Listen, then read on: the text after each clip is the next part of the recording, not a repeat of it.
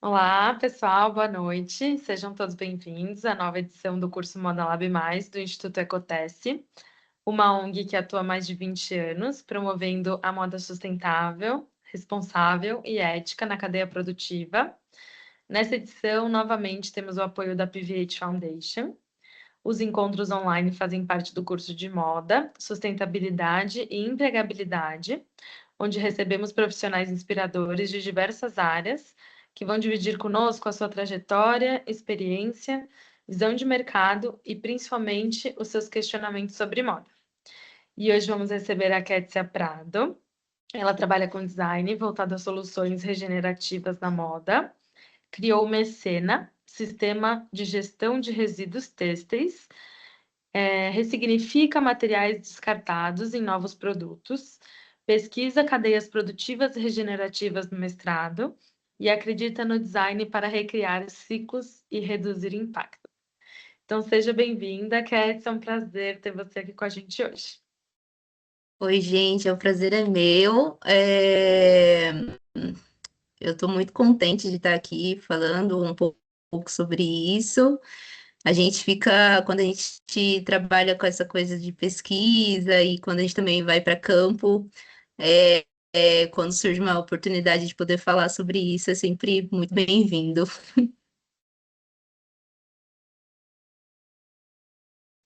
Eu começo a apresentar? Pode começar, Tá fica à bom. vontade. Se quiser passar o slide. Bom, vou me apresentar. Eu sou a Kétia, eu tenho 33 anos. Eu sou. Cresci na periferia, já morei na Zona Leste, mas a minha família hoje mora em Cotia. Antes de começar na moda, eu tenho dois técnicos, um de eletrônica e outro de construção civil, que eu acho que é interessante falar sobre isso, porque foi isso que foi me instigando também os caminhos que eu fui levando. Então, desde novinha, eu tive muita curiosidade de experimentação, em várias áreas, assim, e não só de curiosidade de experimentação, mas a gente que vem de um lugar assim é, a gente de luta, vamos dizer assim, a gente sempre busca dentro da educação, né, uma forma de se estruturar, de pensar novas formas de sobrevivência também.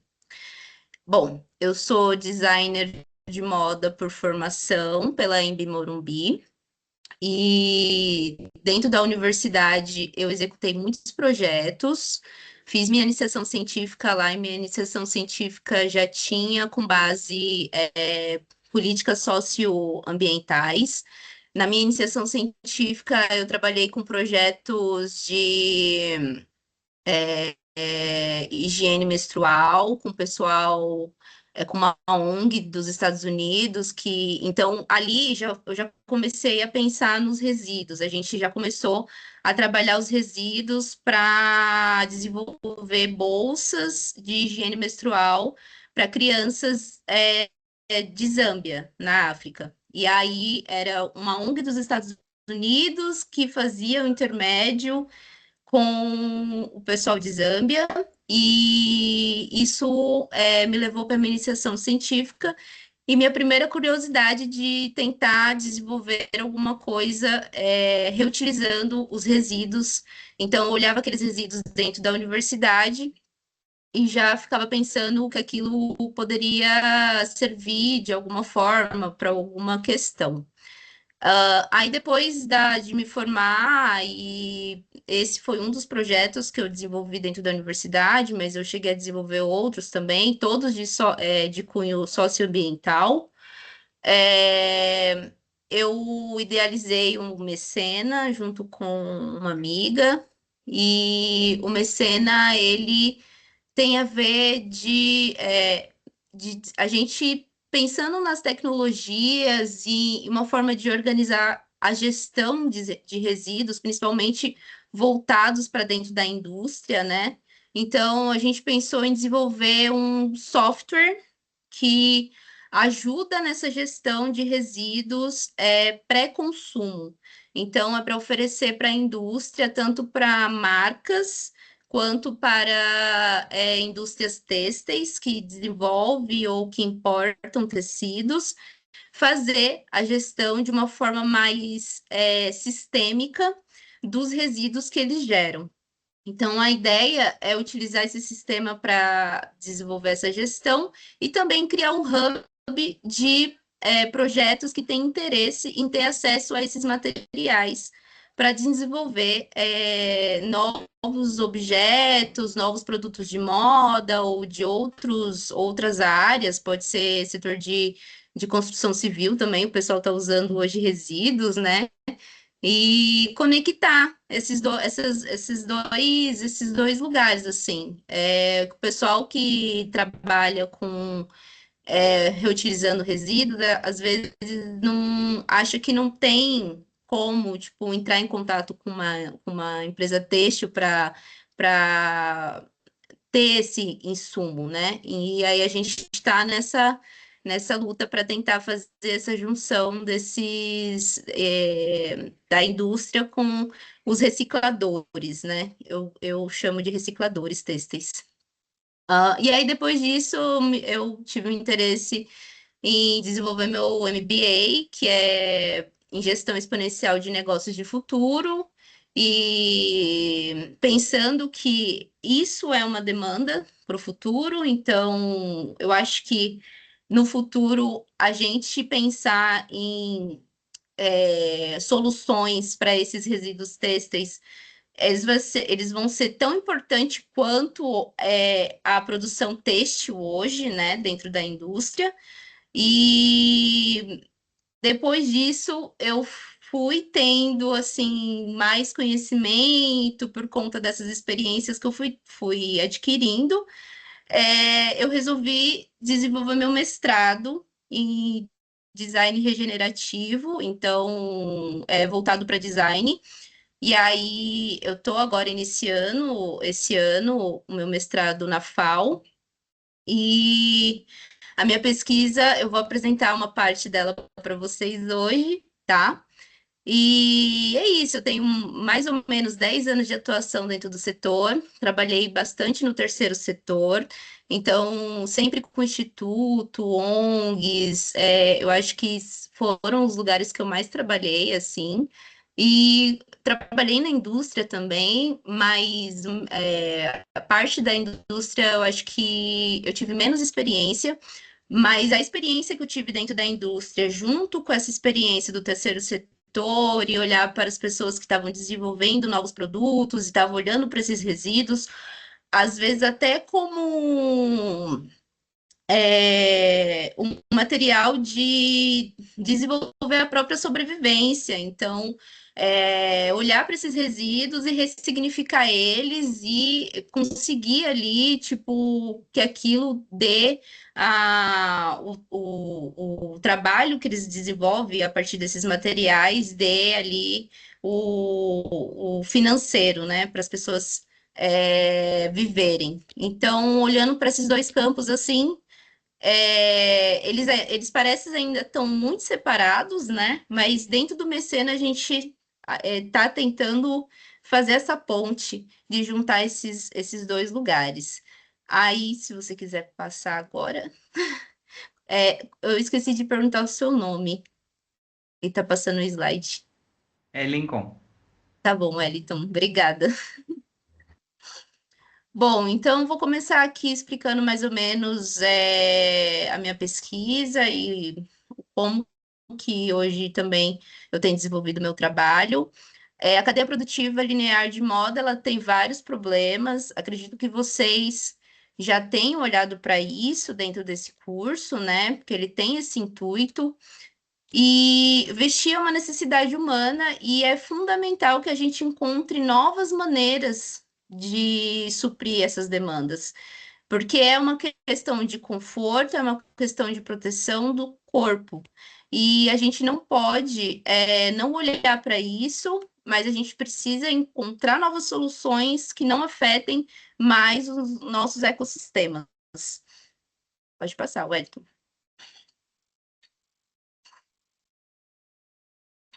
Bom, o tamanho do problema. Eu tinha feito esse desenho, é um pouquinho, não está perfeito, mas acho que é para entender assim. Hoje, o setor da moda, ele está entre os mais poluentes do mundo. Então, a gente tem questão que envolve venenos e pesticidas, que polui as águas, os oceanos, plásticos, processos químicos na fabricação de têxteis, que também causa poluição, processos que poluem porque causa altas emissões de CO2. Então, a gente também tem questões de extração predatória de matéria-prima, que polui o solo, mas também essa questão da matéria-prima, por exemplo, que vem da agropecuária, a gente também depara com questões de mão de obra, não só na cadeia quando as pessoas vão costurar as peças, mas muito antes na cadeia a gente já começa a deparar com problemas de mão de obra, análogo à escravidão. E também durante a cadeia a gente tem vários momentos da cadeia que vai gerando esses resíduos, né? Então, hoje, pensar nessa cadeia de forma linear ela não é mais viável para a sobrevivência humana. A gente precisa começar a estruturar ou reestruturar ou redesenhar essa cadeia para que a gente consiga suprir as necessidades agora as atuais e as necessidades do futuro, né? Pode passar, Wellington. Bom, e aqui eu trouxe alguns dados. A indústria têxtil ela contribui com de 8 a 10% da produção global de carbono, 20% do total de poluição industrial da água, 98 milhões de toneladas de recursos não renováveis, eles são utilizados anualmente somente para suprir a cadeia produtiva de moda. Pode passar, Wellington. Bom, 26% do cultivo de algodão para produção de roupa, ele está associado a esgotamento hídrico e à poluição tóxica por pesticidas, que foi o que eu tinha comentado antes, e 63% das fibras têxteis produzidas, elas são derivadas de petroquímicos. Então, assim, hoje a gente já está lidando com uma questão de petróleo, que envolve também as questões das guerras, né? E tudo isso tem conexão com as crises socioambientais que a gente está vivendo, e não só na moda, mas tipo num contexto geral. Pode passar, Wellington. Ô, Kétia, eu só vou te corrigir, porque senão no final você vai falar, poxa, alguém devia ter falado, mas é Lincoln o nome de quem tá passando a. Ai, obrigada. Não, só para você não falar depois no final, meu, falei Wellington até agora, ninguém me corrigiu, mas é Lincoln o nome dele. Obrigada, Gil. Meu Deus. Deus. Interromper. Imagina. Pode Bom. continuar. Desculpa atrapalhar. Não, que isso. Bom, a roupa que a gente está usando hoje, ela já gerou resíduo antes de chegar até nós, né? Então, a gente pode entender agora o que que é uma geração de resíduos. Pode passar, Lincoln.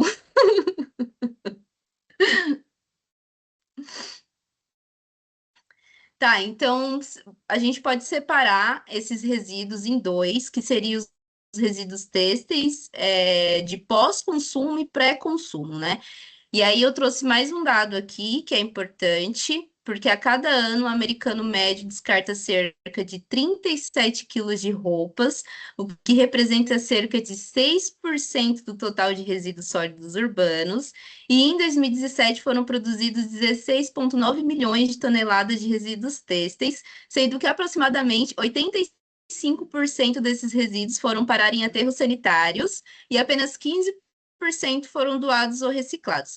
E uma outra coisa que eu posso trazer aqui como um contraponto é que existe também uma questão do sul global com o norte global. Então, tem uma questão de colonialismo dentro dessa estatística, tá?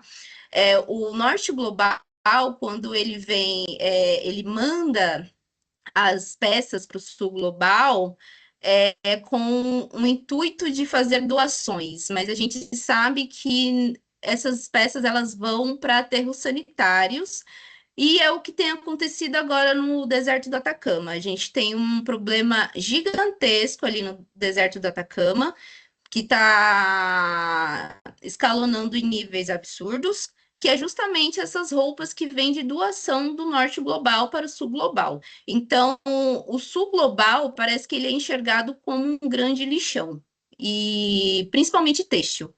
E a gente que é do sul global, parece que a gente precisa lidar com esse problema. E, enfim, fica isso aí como um questionamento para a gente pensar. Pode passar, Linda. Bom, então os resíduos têxteis de pré-consumo, ele corresponde aos materiais descartados ao longo das etapas anteriores à comercialização, sendo gerado dentro de um processo industrial da cadeia produtiva. Então, esses resíduos, eles são resultantes de ineficiência do sistema, decisões de design, modelos econômicos baseados em maximização em escala de redução de custo, e não apenas falhas operacionais da indústria, né? Então, são aparas de corte, rejeitos de fiação e tecelagem, excedentes da produção, protótipos e amostras que não são comercializados e peças de defeito fora de padrão de qualidade. São previsíveis, né, estruturalmente, então a gente consegue ter essa previsão do que é dentro de uma produção, o que vai se gerar de resíduos. E esse resíduo pré-consumo, eles não são apenas subproduto, mas eles evidenciam materiais das limitações do modelo industrial vigente. E eles podem serem reutilizados, inclusive, tipo, dentro da cadeia, com o ato da reciclagem, né? Mas dentro da indústria, esse é uma questão também que precisa ser olhada com mais atenção, porque não existe ainda tecnologia que vai fazer essas reciclagens de uma forma muito eficiente. Ainda existe formas de reciclar e é muito manual. Então, a separação desses resíduos ainda é feito de uma forma muito manual e a gente só consegue reciclar mesmo esses materiais que são gerados, somente 1% do material total que é gerado de resíduo consegue ser reciclado. Então, por exemplo, a União Europeia hoje, ela está investindo muito em tecnologias para desenvolver um novo maquinário, para fazer esse tipo de reciclagem têxtil de uma forma mais escalonada, né? Que consiga suprir assim a demanda de resíduos gerados. Mas aí é uma outra questão que eu vou deixar aqui também, que é como se fosse aquela cobra que engole o rabo, né? A gente pode até conseguir chegar a tecnologias de reciclagem em tudo, mas a indústria vai continuar gerando, gerando, gerando, gerando, gerando grandes volumes de resíduos, né? Pode passar, Lin.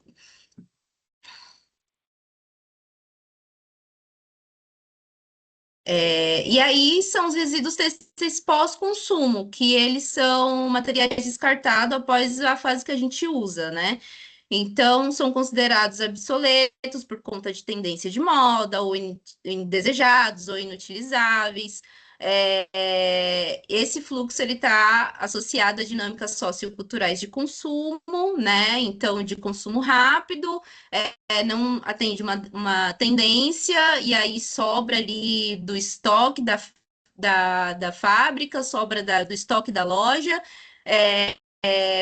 são também as nossas práticas como consumidor de descartar roupas e também as roupas hoje elas são feitas para serem descartadas, então a qualidade é muito baixa e isso acaba acontecendo. Então são roupas descartadas pós-uso, peças danificadas ou fora da moda, têxteis domésticos também, então cama, mesa, banho.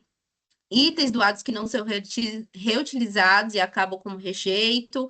E aí eu trago aqui também que esse descarte ele é exportado para o nosso sul, né? Para as nossas regiões aqui do sul. E isso causa também toda essa questão de colonialismo dentro da cadeia produtiva que precisa ser olhado com mais atenção. Pode passar, Lincoln. Bom, e o que que é um pensamento projetual regenerativo na indústria da moda, né?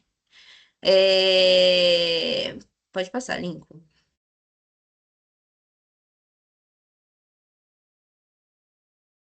Vou começar com o termo de regeneração, né? Regeneração, ela é revivificação, fortalecimento, recuperação moral, espiritual, isso dentro de um dicionário. Para o Ayrton Krenak, dentro do livro dele, Ideias para Adiar o Fim do Mundo, ele fala de regeneração não como um conserto técnico da natureza, mas como uma mudança de consciência humana diante da Terra. Então, quando o Ayrton Krenak ele vem com essa ideia, é para a gente não entender como se fôssemos duas coisas separadas da natureza. Natureza é uma coisa, ser humano é outra. A gente não é, a gente faz parte da natureza e a gente precisa entender como que a gente vai viver em harmonia com ela. E é muito louco que eu acabei de sair de uma aula, inclusive, que a gente estava falando sobre isso, e pensar que a nossa sociedade ela é a primeira que está entrando em extinção causada por nós mesmos porque a gente não consegue viver em harmonia com a natureza e a gente encontrou várias formas de nos extinguir e extinguir tudo que é vivo.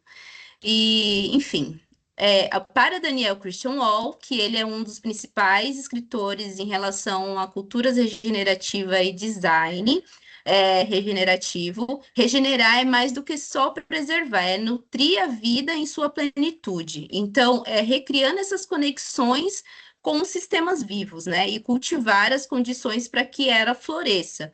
Ele traz aqui um ponto que é sobre a gente olhar a vida como é, muito mais relevante do que uma economia. Então, a gente precisa entender que a vida num todo, não só a vida humana, ela é importante. A vida humana, ela não é superior a outros tipos de vida, né? E ele pensa dessa forma. É isso aí. Pode passar o e aí, aqui eu trouxe também uma citação de um designer clássico, né, que é o Victor Papanek. Ele é um designer dos anos 70 e ele traz muitas coisas sobre sustentabilidade, sobre a relação do design com a natureza e projetual, olhar para essas formas de projeto que não afete os nossos ecossistemas. E todos os homens eles são designer. Tudo que fazemos, fazemos quase o tempo todo é design. O design como capacidade humana universal, imaginativa, porque projeta futuro possíveis, mas de uma forma ética, né? Então, o designer ele tem essa capacidade de projetar. Então, pensar em tudo que permeia a nossa vida hoje foi capacidade de projetual, foi capacidade de desenvolvimento projetual.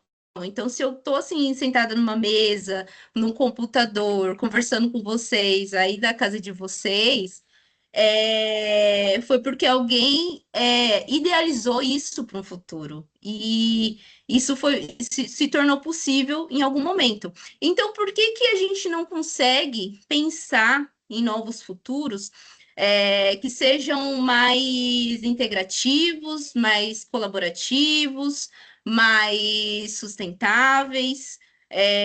A gente consegue. Se a gente já conseguiu projetar todas essa forma de vida que a gente tem hoje, a gente também consegue pensar em outras formas de vida, né? Pode passar, Lincoln.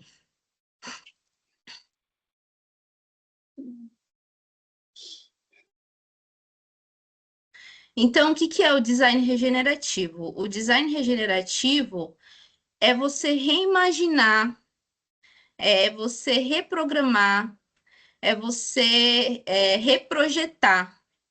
Então, é você olhar para todas essas demandas, para todas essas crises, para todos esses contextos, para o que não faz sentido mais, e você projetar ali uma ideia de futuro. Falando hoje com vocês, eu acho que a faixa etária de vocês que as meninas tinham passado dos 16 aos 25, né, Gil?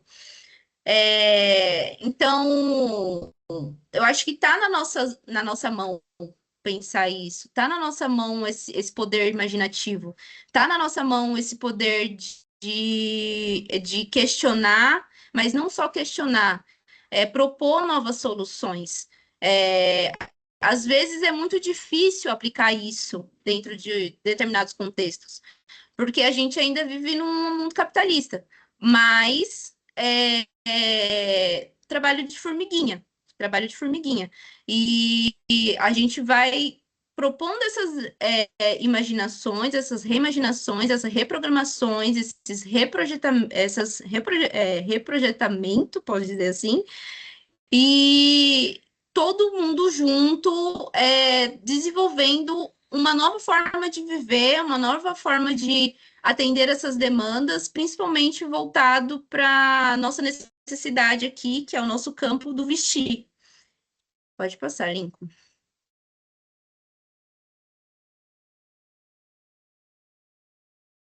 Bom, e aí eu trouxe aqui alguns níveis de evolutivo para a gente sair de um campo de sustentabilidade para chegar num campo de regeneração. Então, eu trouxe um modelo aqui do Fabrício Sechin, que mostra que o design ele evolui de uma atuação pontual técnica para uma atuação sistêmica e transformadora.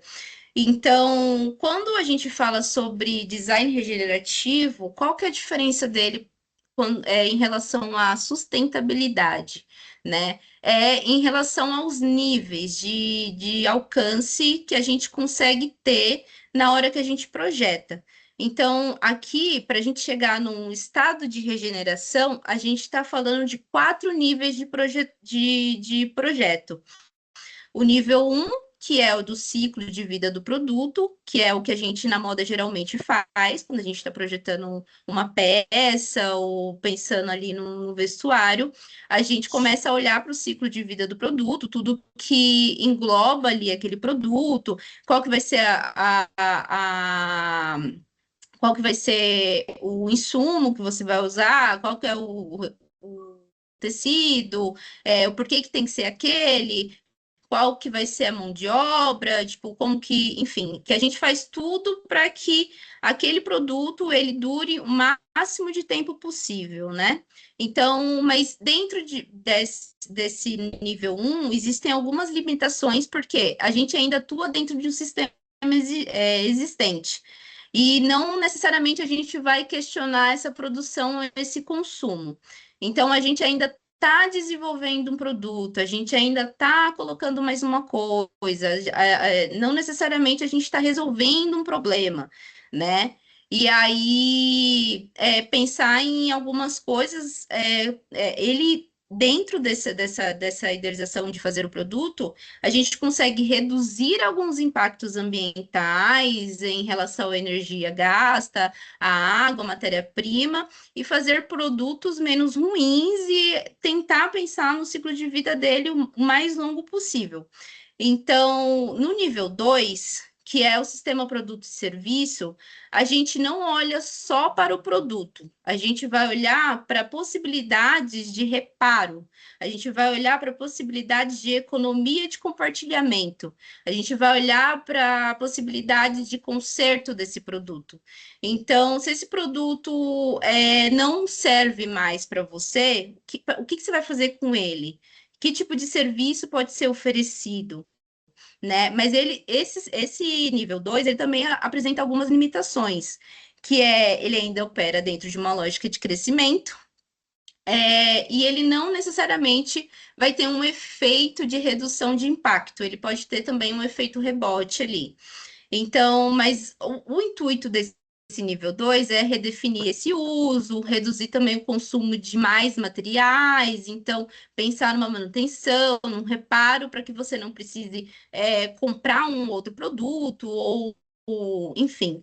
E aí ele vai de produto para um modelo de negócios. Então, no primeiro nível a gente pensa no produto, e no segundo nível a gente pensa no modelo de negócio que vai englobar aquele produto que você está criando, para que ele, de alguma forma, você tenha controle do ciclo de vida total daquele produto dentro dessa lógica.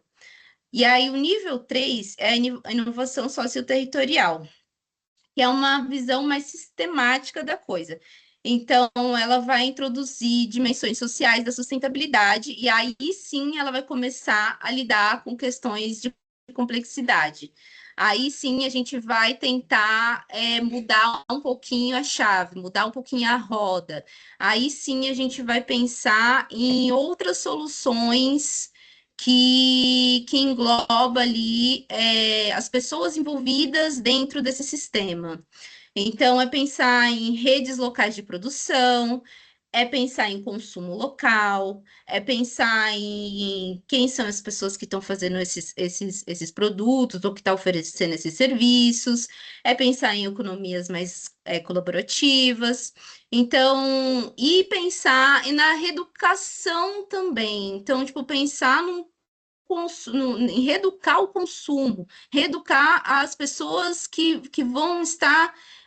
Eu não gosto de usar a palavra consumo, mas o uso. É reeducar as pessoas que vão usar desse produto. Então, é pensar nas relações, é pensar nas relações que a gente cria tanto nas relações dentro de quem está produzindo esses produtos, quanto nas relações de quem está utilizando esses produtos, e quanto nas relações de comunidade, então, de quem que você está atendendo dentro da sua comunidade, quando você está oferecendo esse produto, e isso envolve política, isso envolve infraestrutura, isso envolve cultura, que é mudança de pensamento, mudança de paradigmas, e isso envolve economia, né? Então, é por isso que começa a ficar numa outra complexidade, porque já envolve outras questões dentro da cadeia. Aí o nível 4 que é o sociotécnico, né? Que é a sustentabilidade, ela não é atribuída de um produto, mas de um sistema inteiro. Que aí sim a gente pode começar a pensar em regeneração, porque aí a gente já vai estar reestruturando, reformulando um sistema inteiro de produção, pensando em todos esses níveis. E aí, quando eu falo da sustentabilidade para a regeneração, é essa diferença que dá. Quando a gente está nesses dois primeiros níveis, a gente está falando sobre sustentabilidade. Quando a gente está nesses dois últimos níveis, a gente já está entrando numa questão de regeneração, de pensar sistematicamente toda a nossa cadeia produtiva. Então, aí a gente redesenha todas essas estruturas e as necessidades que a gente, como ser humano, precisa ser atendida. Pode passar. E aí é só esse diagrama aqui, ele é só para sintetizar mais o que eu acabei de falar. Então, aqui embaixo, ele está falando sobre a sustentabilidade, o ecodesign, o design verde, e sobre algumas práticas que podem ajudar de alguma forma a gerar menos impacto dentro da cadeia. E aí, quando a gente consegue ir aumentando o nível, como sociedade, como cadeia produtiva, e pensando em todas aquelas fases que eu fui mostrando para vocês, aí a gente começa a entrar em uma outra restaurativa, uma outra reconciliativa, que é pensar nos humanos que estão integrados dentro dessa natureza, e aí a gente consegue começar a entrar numa era regenerativa da coisa. Pode passar. Então, o design ele organiza as criatividades para produzir soluções. Então, essa imaginação, quando a gente fala que o design não é caótica, é isso. Precisa de uma metodologia, precisa de um entendimento de como que a gente vai propor todas essas soluções, precisa de um passo a passo, precisa de esse trabalho de formiguinha que eu fui falando para vocês no começo da conversa, que às vezes, cada um olhando para um ponto da cadeia para a gente ir redesenhando essa cadeia de uma forma nova, para que essa regeneração e esse nível de regeneração, ele em algum momento possa ser alcançado dentro da nossa sociedade. Então, o design, ele é uma ponte entre essa imaginação e essa realização. Uma coisa é a gente imaginar esse caminho, e outra coisa é a gente criar métodos e criar caminhos para que a gente possa realizar essa mudança dentro da cadeia que a gente tem hoje. Pode passar.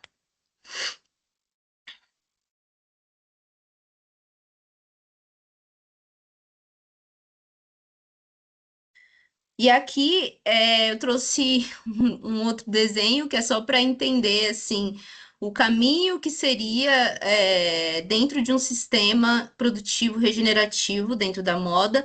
Então a gente tem dois ciclos, tá? E um é o ciclo biológico, o outro é o ciclo técnico. O ciclo biológico a gente olharia mais para biomateriais, biodegradação, compostagem, tudo que envolve produtos que eles de alguma forma eles vão voltar para a terra e eles vão ajudar ou eles vão se regenerar na terra sem afetar de fato o meio ambiente, o ecossistema. E o ciclo técnico, o que é o ciclo técnico? A gente já cagou tudo, assim, eu não sei se podia falar essa palavra, a gente já está tudo assim meio, né?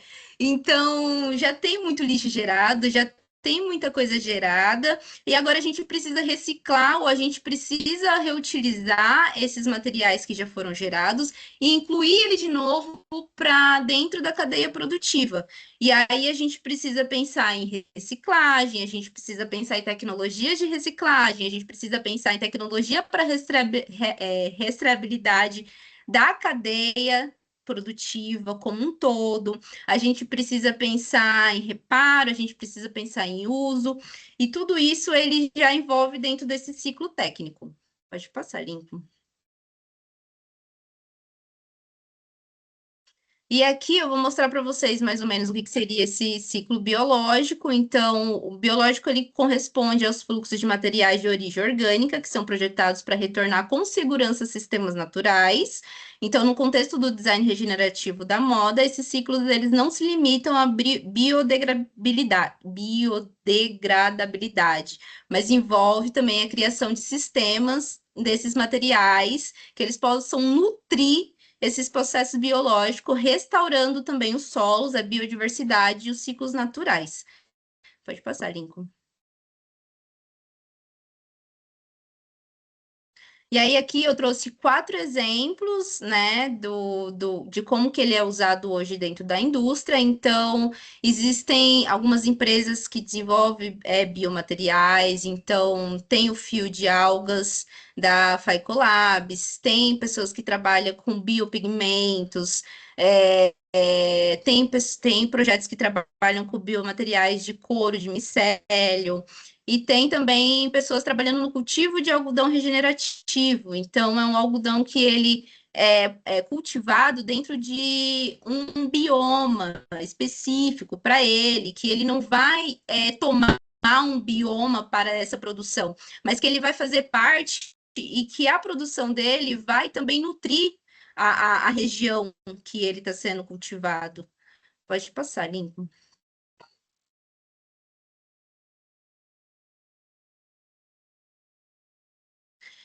E aí, os ciclo técnicos, que é esse fluxo de materiais não biodegradáveis, né, que já foram desenvolvidos, que é de petroquímicos, mantidos em circulação contínua por meio de estratégia de design que preserva o seu valor. Então, dentro do ciclo do design regenerativo, esses ciclos eles vão além da retenção de valor, eles buscam eliminar essa ideia de resíduo e manter a utilização do uso desses materiais o máximo de tempo possível dentro da cadeia, a partir de reciclagem e outros tipos de reutilização. Pode passar. E aí, dentro desses ciclos técnicos, eu estava falando sobre a rastreabilidade do processo produtivo, o pessoal, tem um pessoal da R9 que já está desenvolveram, né, um fio com um código binário. Então, esse fio, você consegue rastrear do começo da cadeia até depois que o cliente não quer mais utilizar aquele produto, é de responsabilidade de quem desenvolveu esse produto ter a rastreabilidade desses materiais depois do pós-consumo. Então, esse fio ele vai com código binário e cada cliente, por exemplo, cada marca que contrata esse tipo de serviço tem o seu próprio código.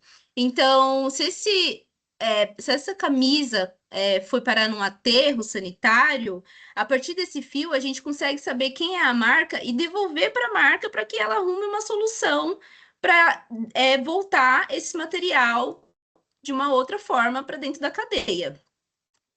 E aí também tem a gestão de resíduos, que é para produtiva desses processos de reciclagem. Então, para a gente fazer essa ponte entre recicladores e quem está gerando agora esses resíduos. Tem reciclagem de novos materiais e novos produtos, como retalhar do Contomove. Tem também técnicas que são mais subversivas. Então, eu conheci um pessoal que faz transmutação têxtil. Na verdade, é uma técnica de upcycling, mas a transmutação têxtil tem a ver com uma questão social muito pertinente, que ela valoriza a vida de mulheres trans a partir do resíduo.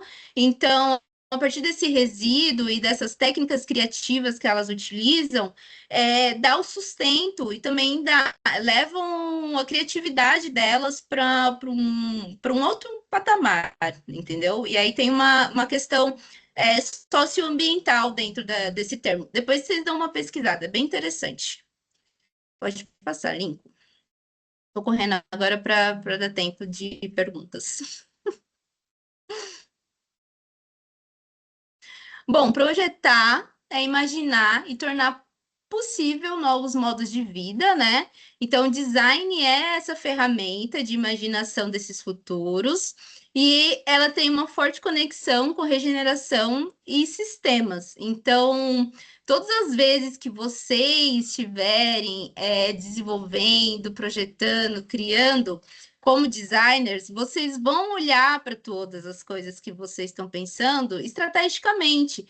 Então, quando você vai costurar uma camisa, você vai costurar algumas partes primeiro do que outras. Então, quando a gente pensa em desenvolver e pensar em imaginar o futuro, é esse caminho que a gente tem que pensar também, estrategicamente. O que a gente precisa fazer antes para depois a gente ir ali montando bloquinho por bloquinho até chegar nesse futuro desejável. Pode passar. E aí eu trouxe uma outra questão aqui, que é o bem viver, né? Que é o Acosta fala sobre isso, o Nego Bispo fala sobre isso, Ayrton Krenak fala sobre isso. O bem viver, ele é o poder do coletivo. Então, ele se refere a uma capacidade das comunidades e da gente se organizar como população e como sociedade civil e autodeterminar esses novos modos de vida, né? Então, se reorganizar dentro dessas soluções econômicas e ecológicas, né? Para além dessa lógica individualista e capitalista. Então, quando a gente está aqui agora nesse momento conversando sobre isso e eu estou plantando uma sementinha na cabeça de vocês, é também uma forma de organização, é uma forma de pensar em como que a gente vai. É isso mesmo, é exatamente esse. Então, como que a gente vai pensar e a gente vai idealizar esse futuro e eu não posso fazer isso sozinha. Eu acho, eu tenho que fazer isso com vocês, eu tenho que fazer isso com outras pessoas, e a gente precisa se organizar nesse caminho para a gente chegar nessa transformação possível. Pode passar, Lincoln. Bom, e aí, design regenerativo, para a gente finalizar aqui a conversa, sobre design regenerativo, é sobre valorizar a vida em todos os seus níveis. Então, quando a gente fala sobre design regenerativo, é disso que a gente está falando. A gente vai pensar primeiro na vida, primeiro nesses impactos, primeiro em como que a gente vai valorizar todas as possibilidades de vida dentro dessa cadeia e a gente não vai mais afetar de nenhuma forma quando a gente for propor alguma coisa dentro de um projeto, por exemplo. E aí, eu queria agora fazer um link. Pode passar, Lincoln. Voltando na questão do profissional, né? Que é basicamente por isso que eu vim aqui.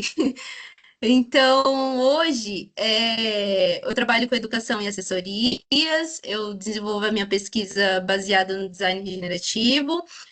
Também sou gestora de projetos socioambientais, então, são vários projetos, alguns envolvem tecnologia, outros não envolvem recicladores, outros envolvem produtos de biomateriais, e outros não necessariamente vai envolver moda, mas que tem um cunho socioambiental. E também desenvolvo design de produtos e prototipagens, pensando em reutilizar esses resíduos e voltar eles para dentro da cadeia, valorizando, ressignificando esses resíduos, dando novo significado para eles e aumentando a vida dentro desses materiais na cadeia produtiva. Então, pode passar, Lincoln. É isso, agradeço muito pela atenção de vocês. Se vocês tiverem qualquer dúvida, se vocês quiserem saber de mais, porque tem mais coisa, tá? Não é só isso, não, tem coisa pra caramba. E se vocês tiverem mais alguma coisa que é de interesse, fiquem à vontade para depois me chamar ou nas redes sociais, e eu estou super aberta para mais conversas. Nossa, foi uma grande aula, Kétia. Obrigada aí pela generosidade, dividiu todo o seu conhecimento aí. Todo não, né? Você já ainda falou que tem mais coisa, então. Tem mais coisa. Nossa, muita coisa para elaborar, né? Eu acho que tem muitos caminhos que daria para todo mundo aqui trabalhar, né? Como temos muitos jovens iniciantes, muitas cabeças pensando para esse propósito, né, da sustentabilidade, eu acho super, super legal mesmo a sua apresentação. Eu vou ler alguns comentários que o pessoal foi fazendo quando estava falando, e quem tiver mais perguntas, gente, se vocês quiserem abrir a câmera, fazer a pergunta, pela câmera, podemos fazer. Se vocês quiserem mandar no chat, posso ler aqui, que a gente tem mais 10 minutinhos aí. Então, primeiro, a Vitória perguntou se os slides vão ser liberados para os alunos. Pode, pode. Eu deixei o link com o pessoal da Ecotesse, aí vocês podem passar para o pessoal, sim, não tem problema nenhum. Eu posso até Legal. depois incluir uma bibliografia, se vocês tiverem Ah, interesse depois, de alguns livros, algumas leituras também extra. isso seria muito interessante. Seria muito bacana mesmo. Obrigada. Bom, eu também fiquei exatamente como a Melissa, meu Deus, quanta tecnologia. E, e tem mais um comentário aqui acho que é a Procria Alves. O ateliê Transmoras da Vicenta Perrota tem a funcionalidade de transmutação têxtil. Aprendi É sobre isso aí. sustentabilidade nessa vertente com ela. Exatamente. É dela mesmo que eu tô falando. E aí, como surgiu com ela lá no, na Unicamp, e daí eu comecei a trabalhar com outras meninas que eu fui atrás, né? Tipo, eu queria entender, assim. Aí elas me trouxeram para falar sobre isso, assim, que é uma apropriação que elas fizeram da palavra upcycling e aportuguesaram para transmutação têxtil, porque é isso. É, essa transmutação, você está pegando esses materiais, você está transmutando ele para novas possibilidades. E faz muito mais sentido, né? Porque isso tem um caráter muito ancestral nosso, né? Tipo, se você Tem. vê as nossas avós, né? Usavam retalhos, né? Não jogavam fora o resto do tecido que Não, depois faziam as roupas, né? É uma coisa que a gente está resgatando, né? Dos antigos. Então, e exatamente. é O muito pessoal faz difícil ficar tapete, usando faz tudo. esses bordões de fora, né? Todas as palavras têm que ser em inglês e tem que ter essa bagagem, né, internacional e a gente tem tanta força aqui que não precisa. Eu também prefiro muito mais esse termo. Totalmente decolonial, Exato, inclusive. exato. É, legal. A Ivy comentou aqui muitos possíveis caminhos não tradicionais de ser um profissional na moda. Amei. A Melissa gostaria de saber um pouco mais sobre o software. O qual? O do Mecena ou tinha um fio também que eu tinha falado de tecnologia? O do Mecena, né? Melissa respondeu do Mecena, isso. Então, o software ele foi desenvolvido pensando em como que a gente tem um problema muito grande dentro da indústria que é básico. Ninguém sabe organizar ou fazer gestão do resíduo. Então, não sabe categorizar esse resíduo, não sabe fazer a separação desse resíduo, não sabe direcionar esse resíduo. Esses resíduos, eles acabam, para não criar grandes volumes dentro da indústria, eles acabam sendo incinerados ou indo para aterros de qualquer forma. E esse software ele foi desenvolvido para esse básico, para a gente fazer essa gestão de categorizar, de entender qual que é o resíduo, qual que é o material, qual a pesagem dele, para onde que ele vai ser destinado. Então, qual a empresa que está gerando esse resíduo? Então, e aí, no outro contraponto, a ideia é criar um lugar onde pessoas ou ONGs ou recicladores que desenvolvem trabalho a partir do resíduo, a gente fazer esse mapeamento para que essas pessoas tenham acesso a esses materiais de alguma forma. Então, eu vejo muito desses recicladores, que é um contato que eu estou tendo agora, acaba pegando esses materiais de trabalho na rua ou num lugar que pode gerar uma doença para essa pessoa. tá, sei lá, num esgoto, alguma coisa assim, entendeu? E por que que não fazer essa ponte entre os recicladores e as indústrias que estão gerando esses resíduos para que isso não precise acontecer? Para que a gente consegue entender para onde que está sendo destinado esse resíduo e também que esse resíduo gere impactos positivos socioeconômicos para essas populações, essas ONGs, essas pessoas que trabalham com esses materiais. Legal. Agora acho que vamos para a última pergunta da Vitória também, que ela queria saber muito sobre o fio, como funcionaria esse tecido exclusivo de cada marca. E no caso de upcycling, a peça ainda seria responsabilidade da empresa original? Uma boa Seria. pergunta, né? Então, esse é um fio que cada marca ele é gerado um código binário. E aí, esse código binário, ele é impresso no fio. E aí, esse fio, quando são empresas que vai pegar o material já, por exemplo, um rolo de tecido, vamos supor que uma marca X vai pegar e eles precisam produzir camisetas e eles vão pegar um rolo de tecido. Então, esse fio, ele é colocado nesse rolo de tecido a cada 30 centímetros, se eu não me engano. E aí é um fio que você não consegue enxergar ele sem uma luz ultravioleta. Quem utilizou esse fio foi o pessoal da Pie. E depois vocês podem olhar que eles, inclusive, eles tiveram uma exposição no Paris Fashion Week, muito interessante, que eles levaram esse fio dentro de uma jaqueta. E aí era para mostrar isso. E aí, a cada 30 centímetros do tecido, esse fio é colocado. Então, se for para trabalhar com upcycle, se for para trabalhar com outros tipos de materiais ou materiais reciclados, existe essa possibilidade desse fio ser inserido também a cada 30 centímetros. E aí, esse fio ele foi criado para. Não era nem pensando na indústria têxtil, na rastreabilidade, nem nada disso.